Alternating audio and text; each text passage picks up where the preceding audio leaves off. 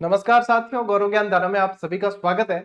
और ये स्वागत एक सप्ताह बाद फिर से हो रहा है क्योंकि एक थोड़ा सा गैप अपन ने लिया था इन क्लासेस में। और पिछली 3 क्लास में मैंने कंटिन्यू इसके बारे में सूचना दी थी, तो असुविधा बिल्कुल भी नहीं हुई होगी। और अब एक नई ऊर्जा के साथ में शुरू करेंगे। इस गैप से कुछ चीजें आप लोगों को भी सीखने को मिली होगी। वो ये कि नियमित क्लास की अहमियत क्या होती है, ये आपको पता चलेगा। दूसरा कि नियमित क्लास सभी जगह नहीं मिलती है। आप लोग देखोगे यूट्यूब पे, आपने इस दरमियान 7-8 दिन के अंदर बहुत सारी चीजें टटोलने की कोशिश की होगी, तो आप लोगों को मिला होगा कि कहीं भी कंटिन्यू बैच नहीं चलाए जाते। कि हाँ, जहां से आप सिर्फ यूट्यूब पे पढ़ना चाहे continue back to back class मिले एक श्रृंखला के रूप में, वो नहीं मिलती है। ये जीजीडी है तो मुमकिन है आप लोगों को मिल रही है, और जब मिल रही है तो इसका प्रभाव आप लोगों को एग्जाम में देखने को मिलेगा। हाल ही में वनपाल का एग्जाम हुआ है और आप देखोगे नॉट अ सिंगल क्वेश्चन, मैंने आप लोगों से कहा था एक भी प्रश्न अपनी आरबीएससी वस्तुनिष्ठ पुस्तक से बाहर नहीं जा सकता और इन क्लासेस से बाहर नहीं जा सकता। कुछ कठिन प्रश्न भी बनाने की कोशिश की एग्जामिनर ने, जैसे कि बूंदी चित्रकला शैली की लघु चित्र और ग्रंथों के चित्र विभिन्न संग्रहालयों में देखने को मिल रहे हैं। ये भी तो क्लास में भी करवाया था और बुक के अंदर भी दिया और आप लोगों को कल प्रूफ डाल के टेलीग्राम पे बताए हैं। टेलीग्राम से जुड़ जाएं और इत्मीनान और धैर्य के साथ में पढ़ते जाएं। कुछ भी बाहर जाना नहीं है, आप लोगों के लिए इतनी व्यवस्था तो कर दी है कि आप बिल्कुल धड़ल्ले से पढ़ सकते हो और कुछ भी बाहर जाने वाला नहीं है। एग्जाम बदलते जाएंगे, परीक्षाएं बदलती जाएगी, लेकिन परिणाम नहीं बदलेंगे। परिणाम बदलेंगे तो सिर्फ आप लोगों के, कि अभी तक यदि असफल हो रहे थे तो सफलता में कन्वर्ट करनी है चीजों को।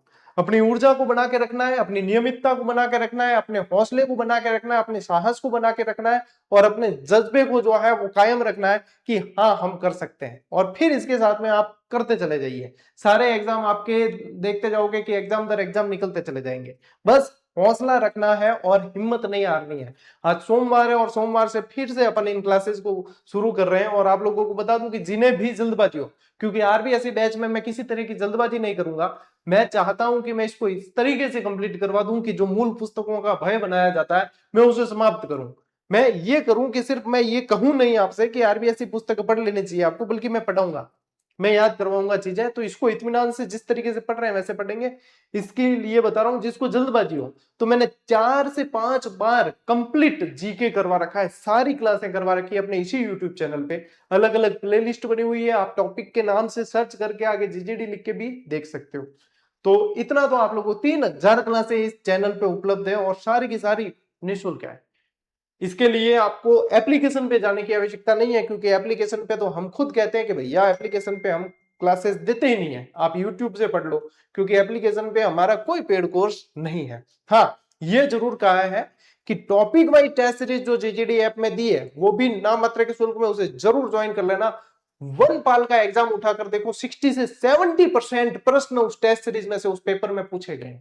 तो इसीलिए कहा है, कोई भी टेस्ट सीरीज आपको जब भी कोई कहता है तो यूं कहते हैं कि अभ्यास के लिए होती है टेस्ट सीरीज, उसमें से सवाल नहीं बनेंगे, इसकी अपेक्षा नहीं करें। हम कहते हैं उसमें से सवाल बनेंगे, उसकी अपेक्षा करें और प्रैक्टिस करें। हमने नाम मात्र के शुल्क में आप लोगों को अभ्यास उपलब्ध करवाया है, तो आप लोगों को प्रैक्टिस करनी चाहिए। ठीक है, चलिए, ये बातें होती रहेगी और अपन इस क्लास को शुरू करते हैं। आज की इस क्लास में स्पेशली अपन पढ़ने वाले हैं मंदिर, दुर्ग और किले, स्थापत्य कला की चैप्टर में अपन ने पढ़े। और अब स्पेशली मंदिर पढ़ने वाले हैं आज की इस क्लास में। और अगली क्लास के अंदर अपन महल स्थापत्य उन चीजों को करेंगे।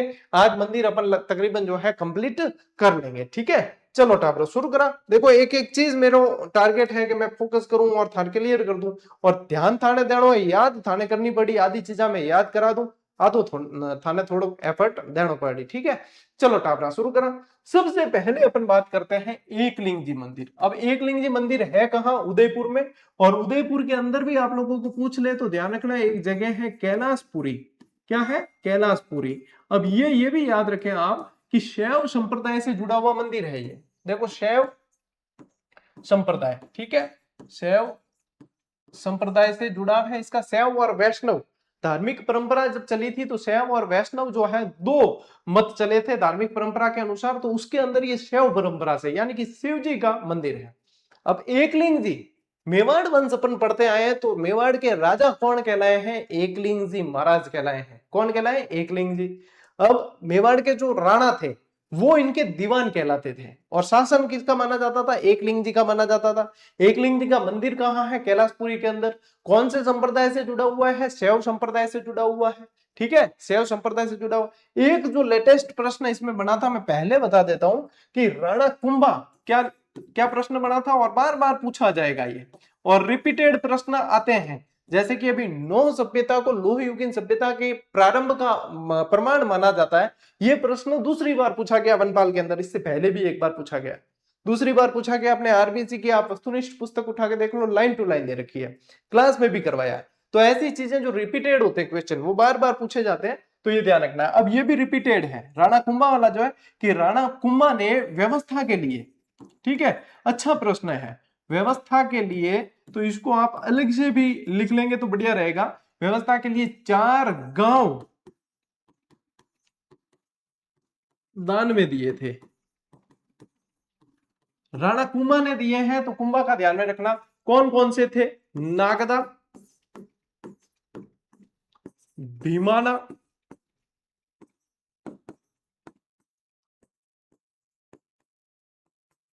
सभी लिखेंगे, नागदा, भीमाना, मालाखेड़ा, और एक और गांव था जिसका नाम था कालोड़ा। ठीक है, ये प्रश्न बहुत शानदार बना था, और मैं ईमानदारी से कह रहा हूं कि ये प्रश्न जब बना था तब तक अपनी किताबों में नहीं दिया गया था इसे। जिस चीज के जो चीज नहीं है उसको स्वीकार करना भी एक अच्छी आदत होती है, तब नहीं था, और अधिकांश किताबों में तब तक नहीं था। ठीक है, उसके बाद में तकरीबन सभी किताबों में आने लग गया ये, तो ये ध्यान में रखना, ये बार बार पूछा जाएगा, ये चीज बार बार आप लोगों से पूछी जाएगी, तो ये भी आपको ध्यान में रखनी है।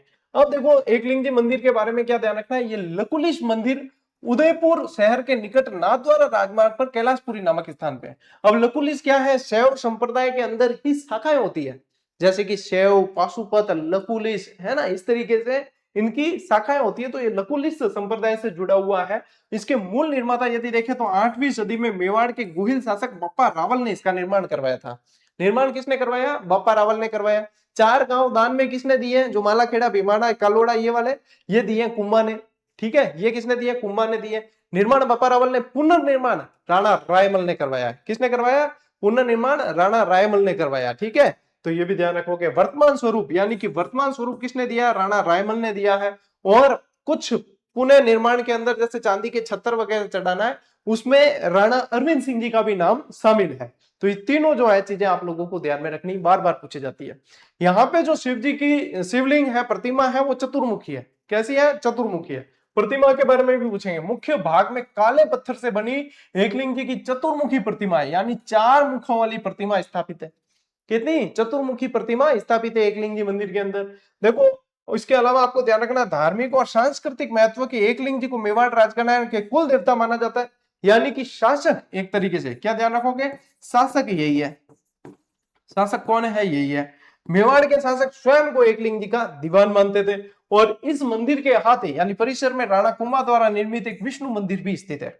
इसी के अंदर एक विष्णु मंदिर भी स्थित है, जो राणा कुंभा ने निर्माण करवाया था। तो एकलिंग जी के मंदिर से सामान्य तौर पे तो प्रश्न यही पूछते हैं कि कहां पे है, कौन से संप्रदाय से रिलेटेड है, और निर्माण किसने करवाया। मैं एक एक चीज स्थान बता दिया, और याद करने तरीको ये ज्या पड्डा बिंग बाद में जगह एक स्लाइड में वो मैटर पढ़ लियो, अपन नोट्स बना लिया, अपन याद कर लियो। बिंग बाद में थाने यूं होना चाहिए कि हाँ, इमो एक एक लाइन, एक एक शब्द अपन याद है कि नहीं है। यदि याद है तो भाई साहब अपो 12-25 है, लीला लहर, कोई रोकने वालों नहीं है कि आप सिलेक्शन कोई रोक सके, कोई नहीं, लेकिन एफर्ट डालना पड़ेगा। ठीक है, चलो स्क्रीनशॉट लो, मैं थोड़ा गड़ो तर कर दूं। क्यों हाल स्कूल आयो ही जो, आज स्कूल भी खुल गई है, और फिर आते ही मैंने कहा पहले क्लास ले लेते हैं, क्योंकि लाइटें बहुत ज्यादा डिस्टर्ब हो रही है, तो अपन नहीं चाहते कि सोमवार की क्लास भी डिस्टर्ब हो।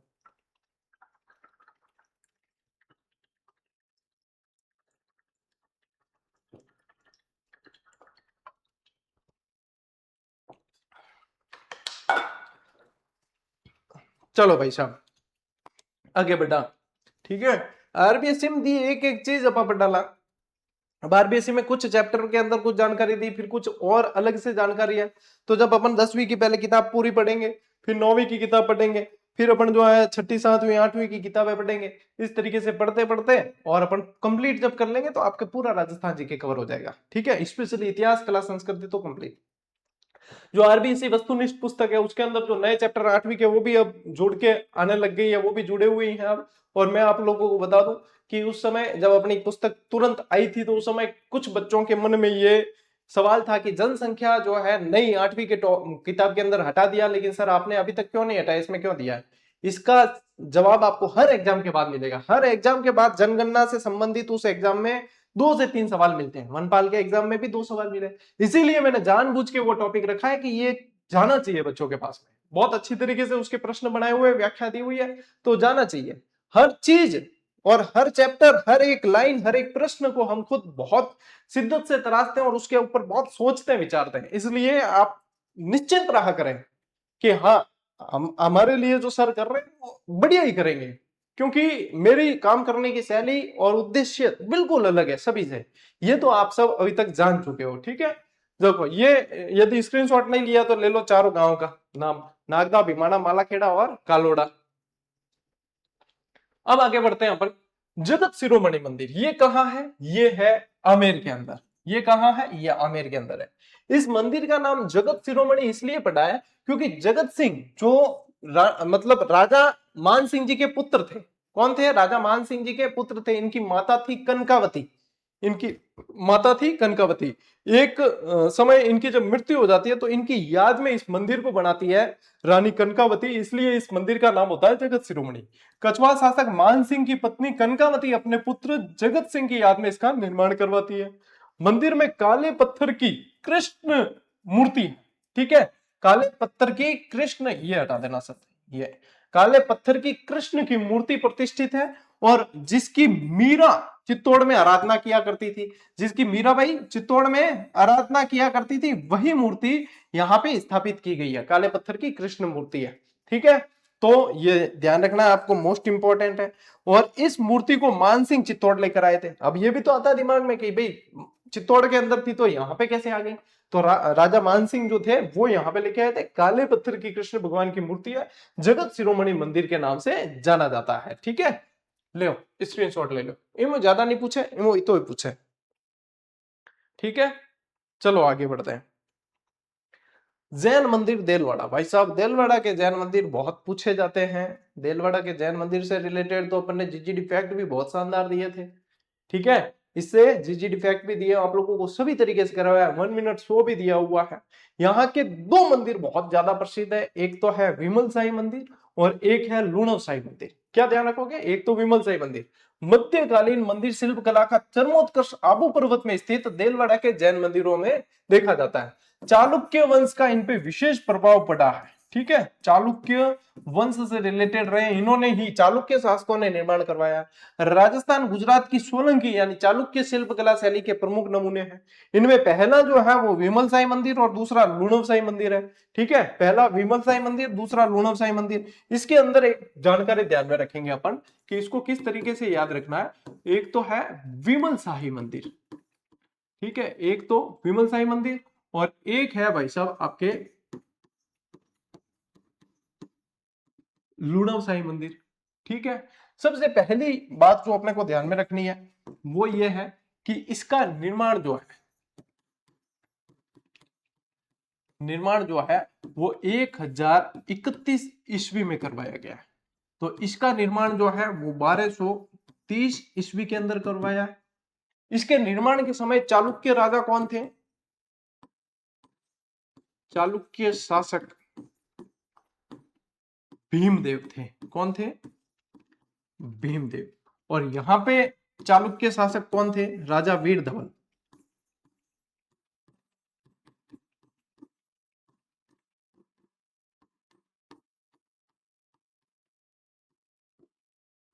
वीर धवल थे, ठीक है। इसका निर्माण जो करवाया है इनके मंत्री विमल शाह ने करवाया। मंत्री विमल शाह, इसीलिए मंदिर का नाम क्या हो गया? विमल साई मंदिर। और यहां पे जो निर्माण करवाया है वो भी इनके मंत्री ने करवाया है, जिनका नाम था वास्तुपाल और तेजपाल। वास्तुपाल और तेजपाल, ठीक है। ये तुलनात्मक पढ़ते हो ना तो चीजें इसमें क्या आप कंफ्यूज नहीं होंगे। ये जितना आपने तुलनात्मक पढ़ लिया उतनी चीजें ये याद हो जाएगी। यहाँ पे जो है शिल्पी, शिल्पी ध्यान रखें, यहाँ पे कीर्तिधर थे। कौन थे? कीर्तिधर। और यहाँ पे ध्यान रखना है आपको, जो शिल्पी थे वो शोभन देव थे।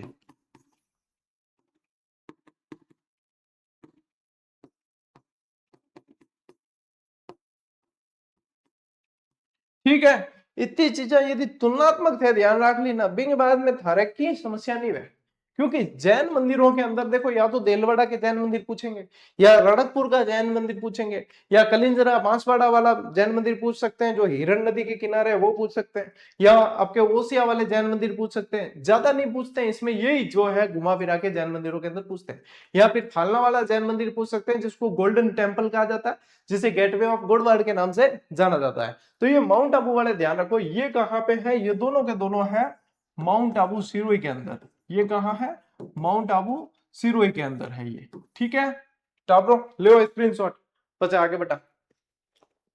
देखो अब यहाँ पे ये स्क्रीनशॉट नहीं लिया था तो ये ले लो, फिर मैं आगे जानकारी बताता हूँ इसकी।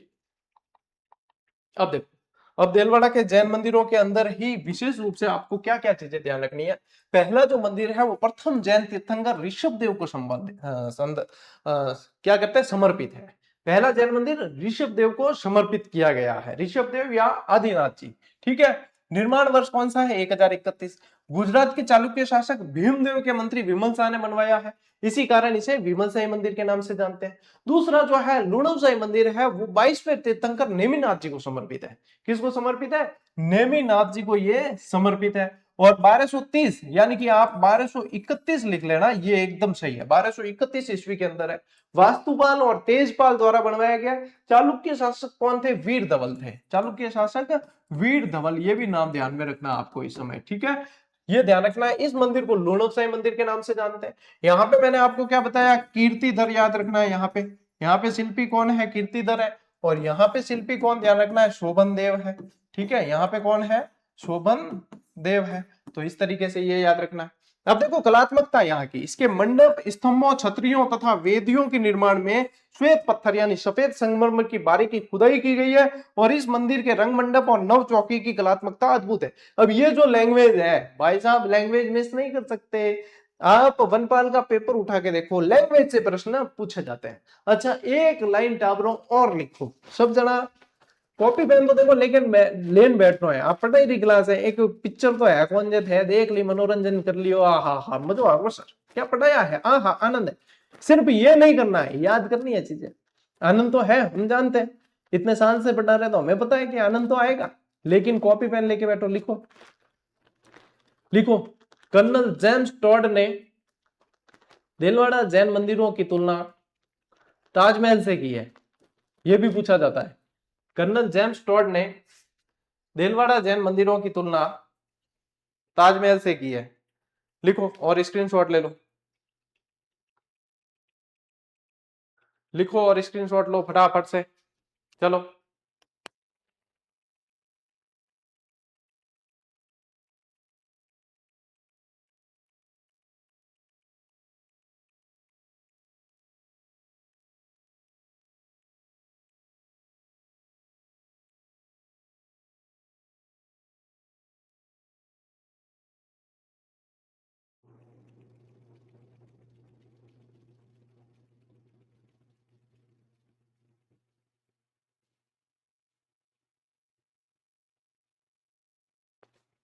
ठीक है, चले आगे। कर्नल जेम्स टॉड ने यह कहा था कि यदि भारत के कई मंदिरों के अंदर यदि कोई सबसे सुंदर मंदिर, ताजमहल से भी यदि कोई सुंदर इमारत है, भवन है, निर्माण कार्य है, तो वो दिलवाड़ा के जैन मंदिर है। इस तरीके से कहा था, तो इसको ऐसे लिख सकते हैं कि इसकी तुलना ताजमहल से की है। ठीक है, चलो आगे बढ़ते हैं। अब देखो, हर्षद माता का मंदिर कहाँ है? आभानेरी के अंदर। आभानेरी कहाँ पड़ता है भाई साहब? आभानेरी दौसा के अंदर है। आभानेरी कहाँ है? दौसा के अंदर। वही दौसा जहां पे चांद बावड़ी है, जहां पे क्या है? चांद बावड़ी है, राजा चंद द्वारा निर्मित चांद बावड़ी है। आभानेरी दौसा के अंदर है। ये मंदिर गुर्जर प्रतिहार कालीन कला का एक उत्कृष्ट उदाहरण है। अब ये थाने सारी चीजें में करवा दिया है कि गुर्जर प्रतिहार कालीन शैली के हुए, चालुक्य शैली के हैं, गांधार शैली के हैं, है ना, ये सारी की सारी थान में करायोड़ी बेसर शैली के है वगैरह। मूल रूप से ये एक विष्णु मंदिर है, ये मोस्ट इंपोर्टेंट है भाई साहब। ये मोस्ट इंपॉर्टेंट है, क्योंकि हर्षद माता मंदिर देख के कई बार अपन को लगता है कि शाक्त संप्रदाय से संबंधित है, शाक्त यानी शक्ति माता, है ना, उनसे संबंधित है, लेकिन ये मूल रूप से विष्णु मंदिर है। यही चीज इंपॉर्टेंट है और यही चीज पूछी जा सकती है। ठीक है, इतिहास देखिए, 11वीं शताब्दी में इस क्षेत्र को महमूद गजनवी ने नष्ट भ्रष्ट कर दिया था, जिससे यह मंदिर भी पूर्णतया क्षतिग्रस्त हो गया था और खंडित हो गया था। और एक एक शब्द ध्यान दे दोगे ना आप, क्लास के अंदर ढंग से पढ़ लिया आप, तो मैं बता रहा हूं कि आपके सवाल तो बाहर नहीं जाना है। चाहे कैसे भी एग्जामिनर घुमा फिरा के, एग्जामिनर की लिमिट समाप्त हो गई है घुमाने फिराने की, इससे ज्यादा घुमाने फिराने की परमिशन उसे नहीं है। जितना घुमा सकते थे घुमा दिया। अब तो आप लोगों के ऊपर है कि आपको पता है पैटर्न सारे, आपको पढ़ना है। अब देखो, आबानेरी अपनी प्रसिद्ध जो है चांद बावड़ी के लिए जाना जाता है, जो इस मंदिर के ठीक सामने स्थित है, जो इस मंदिर के ठीक सामने स्थित है चांद बावड़ी। एक बार ये भी प्रश्न बना था कि इसका निर्माण किसने करवाया। राजा चांद द्वारा 8वीं 9वीं शताब्दी के आसपास इसका निर्माण करवाया। ये भी पूछ सकते हैं निर्माण कब करवाया, तो 8वीं 9वीं शताब्दी के आसपास करवाया है भाई साहब इसका निर्माण। ठीक है, ये ध्यान रखना है। 11वीं शताब्दी में तो इसको जो है खंडित किया गया था। वर्तमान में यह मंदिर भारतीय पुरातत्व सर्वेक्षण ASI के अंतर्गत आता है, इनके संरक्षण में है। ठीक है, इनके अंतर्गत आता है, भारतीय पुरातत्व विभाग के अधीन आ जाता है ये। हर्षद माता मंदिर कहाँ है, आबानेरी दौसा के अंदर। लीजिए स्क्रीनशॉट।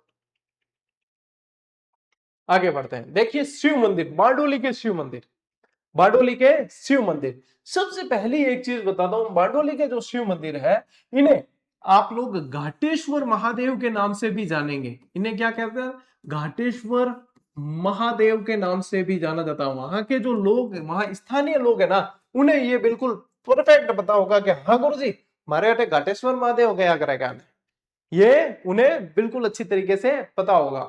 ये क्या है, आपके बारडोली के शिव मंदिर है, जो चित्तौड़गढ़ के अंदर है। चित्तौड़गढ़ जिले के अंदर बारडोली नामक स्थान पर मंदिर है। और मंदिर पंचायतन शैली के अंदर है, एक मुख्य मंदिर और चारों कोनों पर चार सहायक मंदिर होते हैं, तभी तो पंचायतन कहा जाता है। ठीक है, तो ये ध्यान रखना है आपको। इस मंदिर की मुख्य मूर्तियां शिव पार्वती और उनके सेवकों की है। ठीक है, मुख्य मूर्तियां क्या है, शिव पार्वती और गण यानी कि उनके सेवकों की मूर्तियां हैं, ऐसा मंदिर है ये ध्यान रखना है। और ऐसी मान्यता है कि इस मंदिर का निर्माण शासक तोरमान के पुत्र मेहरकुल ने करवाया। मोस्ट इंपॉर्टेंट लाइन है, मोस्ट इंपॉर्टेंट लाइन है भाई साहब, कि ऐसी मान्यता है कि इस मंदिर का निर्माण किसने करवाया है, तोरमान के पुत्र मेहरकुल ने करवाया है, जो कौन थे, हुण शासक थे। कि हुणों द्वारा निर्मित मंदिर कौन सा है, राजस्थान का, तो बारडोली शिव मंदिर, चित्तौड़गढ़। ठीक है, ये ध्यान रखना है। यह मंदिर चंबल और बामनी नदी के संगम पर रावत भाटा के पास है, और बारडोली के शिव मंदिर समूह के नाम से जाना जाता है, जो 9 मंदिरों का समूह है। कितने, 9 मंदिरों का समूह है। कर्नल जेम्स टॉड ने इस शिल्प कला की बहुत ज्यादा जो है प्रशंसा की है। ठीक है, ये कलात्मक 9 मंदिर है एक तरीके से। यहाँ पे कर्नल जेम्स टॉड ने इसकी बहुत ज्यादा, इसकी शिल्प कला की अत्यधिक प्रशंसा की है। ठीक है, तो ये ध्यान रखना है आपने। 9 मंदिरों का समूह है, बारडोली शिव मंदिर के नाम से जाना जाता है, और घाटेश्वर महादेव के नाम से भी जाना जाता है। चंबल और बामनी नदी का भी ध्यान रखें, क्योंकि नदियों का संगम कई बार पूछा जाता है। ठीक है, ले स्क्रीनशॉट। देखो, आरबीसी बैच शुरू करने के बाद में 2-3 परीक्षाएं हुई है, क्या 2 हुई है ना, 2 या 3 हुई है। लेकिन आरबीसी बैच शुरू करने के बाद में जितनी भी परीक्षाएं हुई है, सिर्फ आरबीसी बैच की बात करूं तो राजस्थान जीके से जो सवाल आया वो इससे बाहर नहीं गया है। चाहे वस्तुनिष्ठ संग्रह की बात कर लो आप, आरबीएससी वस्तुनिष्ठ संग्रह की, या क्लास की भी बात कर लो, तो नहीं गया है। चाहे लैंग्वेज से हो, चाहे सीधा हो, कैसा भी हो। और आरबीएससी बैच की बात नहीं भी करूं तो जितनी क्लासें पहले ले रखी है उनसे भी बाहर नहीं है सवाल। आरबीएससी बैच में तो क्या होता है, हूबहू लाइन टू लाइन मिल जाती है, क्योंकि बिल्कुल आरबीएससी पुस्तक को अपन बहुत अच्छी तरीके से पढ़ रहे हैं। सिर्फ उसी को नहीं, उससे बाहर भी जो चीजें बने उनको भी अपन पढ़ रहे हैं। तो इसीलिए अब जैसे ऐसा प्रश्न तो आपको क्या ही बताए कि एक प्रश्न आया कि सोरसेन अभ्यारण्य के निकट कौन सा जो है क्षेत्र पड़ेगा। अब सोरसेन कहाँ है, 12 आपको 1000 बार बता दिया, और 12 के निकट कौन सा है, कोटा। तो इन प्रमाण देने की आवश्यकता है भी नहीं, क्योंकि यह जो है एथन ध्यान होनी चीजें और कई बार बता चुके हैं। अब यूं एक सवाल वो आया मिलान वाला, कि चौहान वंश का राजा कौन है, गोइल वंश का कौन है, तो उसमें एक में दे दिया महाराणा प्रताप, एक में ऑप्शन पृथ्वीराज चौहान। इनके क्या ही प्रमाण दे, दिया ही नहीं इसका प्रमाण। प्रमाण क्या दे इसका, आपको पता है और सबको पता, दुनिया को पता है, पृथ्वीराज चौहान नाम ही यूं ही पटा। पृथ्वीराज तृतीय लिख दियो बेटे। और वनपाल एग्जाम के अंदर तो पेपर बनाने वालों ने इतनी त्रुटियां रखी है लैंग्वेज के अंदर भी कि वहां पे मोठड़ा शैली को मोथारा शैली लिखा गया है। और फिर कहते हैं कि यदि कंफ्यूज हो तो आप इंग्लिश वाले वर्जन को, अरे इंग्लिश वाले वर्जन को क्या देखना है, हिंदी वाले को भी सही करो ना, सिर्फ इंग्लिश वाले के क्यों देखना है? जब हिंदी मीडियम फिर स्कूलें क्यों चल रही, बंद कर दो हिंदी मीडियम स्कूलों को। हिंदी भाषी कहाँ जाएंगे बताइए, जब आप मोठड़ा को सही तरीके से पेपर बनाया किसने?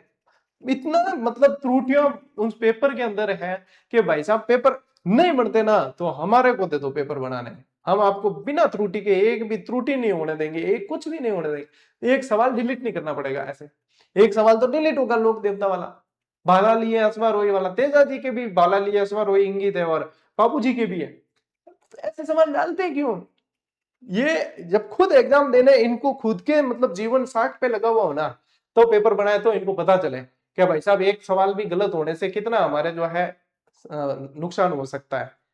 अरे क्या फर्क पड़ता है, ज्यादा आपत्तियां आई तो इनकम हुई, क्या पता कब ये व्यवस्था सुधरेगी। इतना इनको अब तो यूट्यूब और सोशल मीडिया के माध्यम से इतना ट्रोल किया जाता है, इतना कहा जाता है, पहले तो माध्यम ही नहीं थे। इतनी त्रुटियां, हम तो प्रूफ दे रहे हैं हमारे तो 100% सवाल बने, लेकिन त्रुटियां तो कम से कम पेपर की लैंग्वेज तो कम से कम ढंग से होनी। मोठड़ा को मोथारा लिखा हुआ है, इतनी मैंने देखा मैं पेपर किसने बनाया, कोई 9 सीखे बिठा दिया क्या, ठेका पद्धति पे देती है क्या, किया है कि एआई से बना रहे हो? गजब है भाई, मत करो खिलवाड़ बच्चों के जीवन के साथ में, बच्चे बद्दुआ देंगे, कहीं के नहीं रह जाओगे फिर। शिव मंदिर भंडदेवरा, भंडदेवरा शिव मंदिर जो है इसे मिनी खजुराहो के नाम से जानते हैं, ये ध्यान रखना। इसे क्या कहा जाता है? मिनी खजुराहो कहा जाता है, या फिर इसे कहा जाता है हाडोती का खजुराहो, या क्या कहते हैं, हाडोती का खजुराहो। ठीक है, दोनों ही ध्यान रखने हैं आप लोगों को। अच्छा, यहाँ पे हाडोती का खजुराहो या मिनी खजुराहो के नाम से जाना जाता है, जो बारां जिले के रामगढ़ में स्थित है। कहां पे है?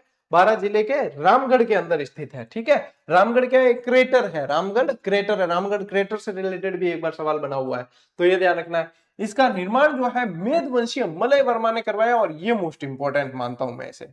जो चीज देखो पढ़ने में बिल्कुल आसान लग रही है, क्या हाँ बंडदेवरा मंदिर का 12 के अंदर अपन सब जानते, तो वो इंपॉर्टेंट नहीं है, तो थोड़ी सी अब नहीं लगे ना चीज, वे इंपॉर्टेंट है कि बंडदेवरा मंदिर का निर्माण मलय वर्मा ने करवाया। ये राजस्थान के पढ़ने वाले 80% बच्चे जो है इस पे ध्यान नहीं दे पाते हैं, क्योंकि यहाँ पे ध्यान वो देंगे जिनका बेस बिल्कुल क्लियर है। तो मेद वंशीय राजा मलय वर्मा द्वारा करवाया, ये आप लोगों को ध्यान रखना है। ठीक है, निर्माण का समय क्या है? 10वीं सदी में इसका निर्माण हुआ था। वास्तुकला ये भी पंचायतन शैली में बना हुआ है। ये भी कैसे बना हुआ है? पंचायतन शैली के अंदर बना हुआ है ये भी। और देखो ये मंदिर रामगढ़ क्रेटर, जो एक उल्कापिंड गिरने से झील बनी थी और इसके ठीक बीच में स्थित है। ठीक है, और बाहरी दीवारों पे क्या है? कामसूत्र और मैथुन मुद्राओं से संबंधित मूर्तियां हैं, जिसके कारण खजुराहो की उपमा दी है। और 12वीं शताब्दी के अंदर मालवा के शासकों द्वारा इस मंदिर का जीर्णोद्धार करवाया गया था। क्या करवाया गया था? जीर्णोद्धार, रिपेयर्स, जीर्णोद्धार करवाया गया था। वापस मालवा के शासकों ने जीर्णोद्धार करवाया था। ठीक है ना। काम कला पे आधारित जो है चित्र जहां पे देखने को मिलेंगे उन्हें जो है खजुराहो से तुलना की जाएगी।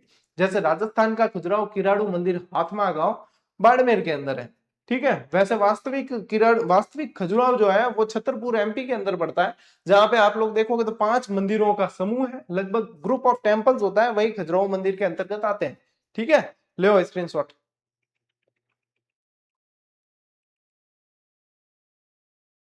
चलिए अब जैन मंदिर भाई साहब रणकपुर वालों, रणकपुर कटपटा भाई, रणकपुर महोत्सव से संबंधित भी प्रश्न पूछते हैं। पाली के अंदर है, हमारे यहाँ पास में ही पड़ता है, सादड़ी के पास में ये मंदिर है। और पुरातत्व विभाग के अंदर अधीन आता है। पुरातत्व विभाग के अंदर जो अधीन जो मंदिर आ जाते हैं उनमें बिना इनकी परमिशन के एक कील भी नहीं ठोकी जा सकती मंदिर के अंदर, यानी कि रिपेयर या निर्माण कार्य नहीं करवाए जाते, इन्हें जो है उसी अस्तित्व में रखा जाता है। यहाँ पे 1444 स्तंभ है, इसलिए इसे स्तंभों का वन कहा जाता है। और खासियत देखिए कि कहीं से भी देखो कोई भी स्तंभ जो है एक दूसरे से कटेगा नहीं, और एक स्तंभ तो अदर है, बिल्कुल अदर जूल है। ठीक है, ये विशेषता है इसकी। यह मंदिर अपनी अद्भुत शिल्पकला और पूरे विश्व में ये विख्यात है। प्रथम जैन तीर्थंकर आदिनाथ जी को यह समर्पित है। आदिनाथ जी को या ऋषभ देव जी को एक ही बात है। प्रसिद्ध जैन तीर्थंकर आदिनाथ जी यानी ऋषभ देव जी को ये समर्पित है, ये ध्यान रखना आप लोगों को। ठीक है, निर्माण मेवाड़ महाराणा कुंभा के शासन काल में इसका निर्माण हुआ है। निर्माण करवाया किसने? तो धर्नक ने, धारनीशाह या धर्नक नामक एक जैन व्यापारी ने इसका निर्माण करवाया है। ठीक है, मगही नदी के किनारे, यहाँ पे नदी ध्यान रखना, मगही नदी के किनारे है, मगही नदी के किनारे। और शिल्पी कौन था भाई? शिल्पी भी पूछ सके आप, बताओ देखें, मैं पढ़ाई उड़ा सारी की सारी चीजें। शिल्पी देपाक, शिल्पी कौन? देपाक। ठीक है, ये ध्यान रखना। देखो सवाल बाहर नहीं जाएगा, आपका ध्यान रहना चाहिए। 1444 खंभों पर टिका हुआ, इसी कारण इसे खंभों का अजैबघर या स्तंभों का वन कहा जाता है। क्या कह दिया जाता है?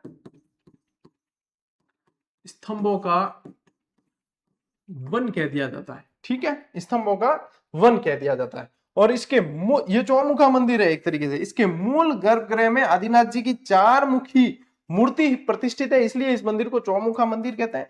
इसी के पास में एक और मंदिर बना हुआ है जिसपे भी काम कला पे आधारित चित्र देखने को मिल जाते हैं, इसलिए इस मंदिर को जो है पात्रियों देवरों या वैश्याओं का मंदिर भी कहा जाता है। लिख लेना एक लाइन कि रणकपुर जैन मंदिर को पात्रियों देवरों या वैश्याओं का मंदिर भी कहा जाता है, क्योंकि एक मंदिर पे ऐसी मूर्ति कला उत्कीर्ण की हुई है। ठीक है, इसलिए ये ध्यान में रखना। मगही नदी लिखना, शिल्पी देपाक लिखना, धरनीशाह ने निर्माण करवाया, कुंभा के काल में निर्माण करवाया, मुख्य मंदिर है आदिनाथ जी ऋषभ देव को समर्पित है। ठीक है, लिखो लिखो लिखो लिखो। एक सूर्य मंदिर भी अंदर बना हुआ है इसके, वो भी लिख लेना, एक सूर्य मंदिर भी बना हुआ है।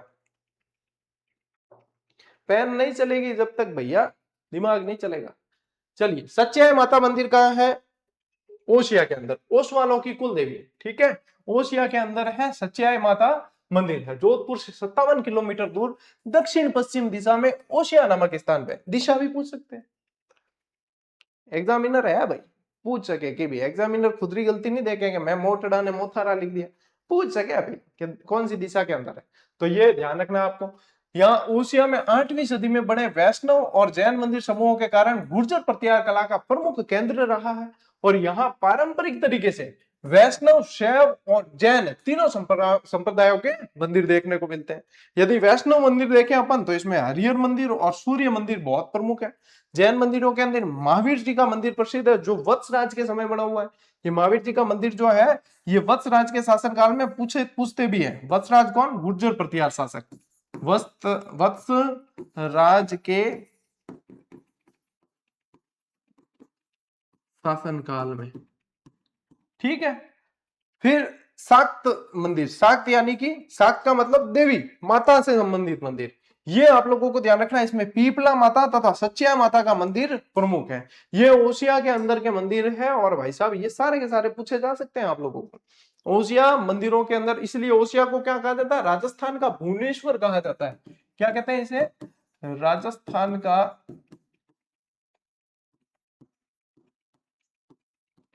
भुवनेश्वर कहा जाता है। ठीक है, ये भी ध्यान रखेंगे। लो टाबरो स्क्रीनशॉट लो, चलो आगे बढ़ा।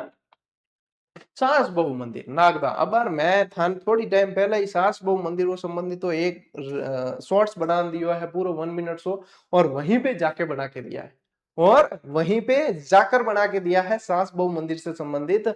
और ये कहाँ है? ये नागदा के अंदर है। चित्तौड़गढ़ की पुरानी राजधानी सबसे कौन सी थी? नागदा थी। नागदा के अंदर एक मंदिर है जिसका नाम है सहस्त्र बाहु मंदिर। और धीरे धीरे नाम बिगड़ते बिगड़ते क्या हो गया? सास बहु मंदिर हो गया। एक तो मत ये है।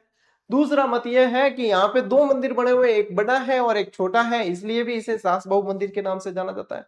यदि वर्तमान में आप यहाँ मंदिर ये देखने जाओ तो अंदर गर्भगृह के अंदर मूर्तियां आप लोगों को देखने को नहीं मिलेगी। अवस्था इतनी ठीक नहीं है, लोग बहुत कम आते हैं। पुरातत्व विभाग के अधीन चीजें आती है, लेकिन जो है इतना मतलब एक जो सक्रिय मंदिर होता है उसके अंतर्गत ये नहीं आ रहा है। उदयपुर से 27 किलोमीटर दूरी पर है, मैं तो खुद देख के आया हूँ। एक बड़ा मंदिर है, एक छोटा मंदिर है। आप लोग देख लेना, वो शॉर्ट्स मैंने डाला हुआ है 1 मिनट शो, उसके अंदर आपको पता चल जाएगा।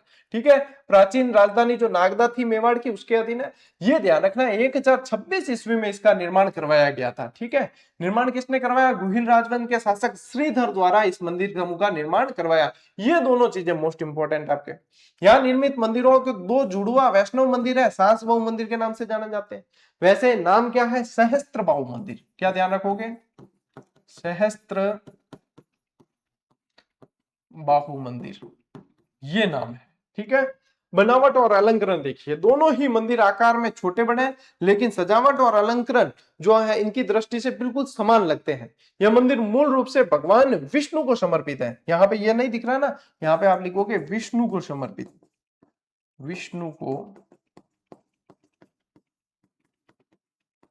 भगवान विष्णु को समर्पित है, इसीलिए ये जो सहस्त्र बाहु मंदिर के रूप में जाना जाता है। इसलिए सास बहु मंदिर कहा जाता है। क्या कहते हैं? सास बहु मंदिर। नाम बिगाड़ दिया धीरे धीरे, जैसे जैसे समय निकला तब भारी नाम नहीं बोला जाता तो सास बहु कर दिया।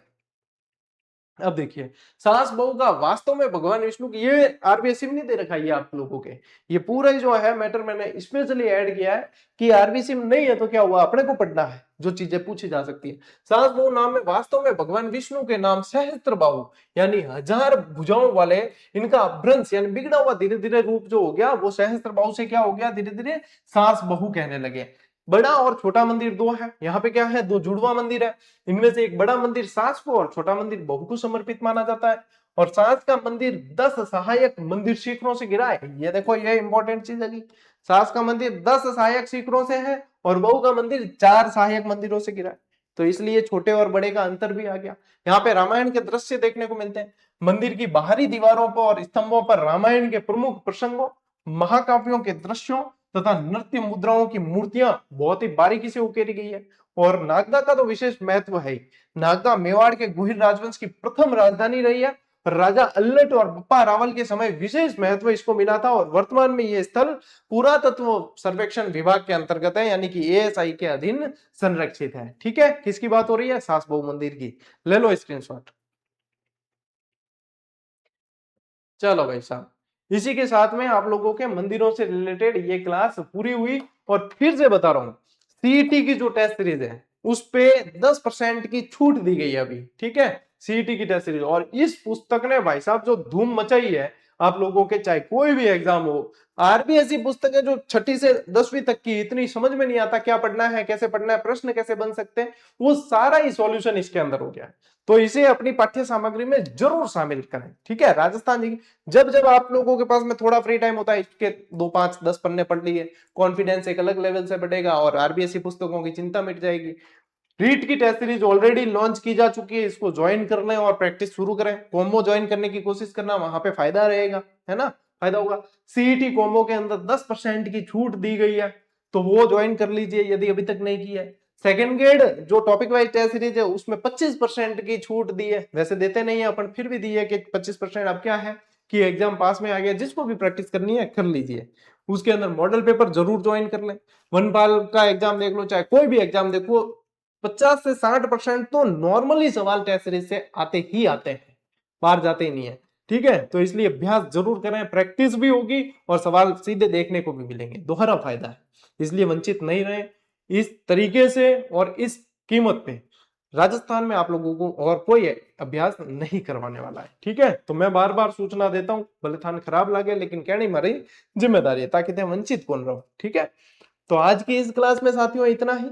अब मिलते हैं अपन अगली क्लास में, अगले सेशन में। तब तक के लिए राम राम, जय हिंद।